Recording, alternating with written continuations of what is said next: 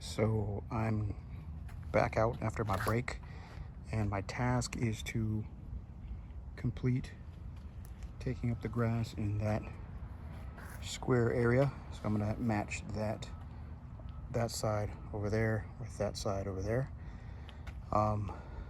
Man, every time I come to this garden, it teaches me something about spiritual life, about life as we know it. That's beyond just that which is what we see, and the thing that this task teaches us, as I pull up this beautiful grass that's growing and there's no problem with it, is that sometimes in order to improve the conditions of something else, you have to take out parts or all of something that is good, right? It's a matter of value. And man, this tree has brought us great value. They have brought us these peaches for years now.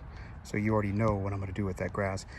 Besides that grass is good to go, man. Like you pull it up and it's gonna just continue to vine. So no big deal there. This garden is the type of, or the gardening, cultivating plants is something I encourage you to do, because it teaches you about life in its most natural and non-tainted form: the good, the bad, the ugly.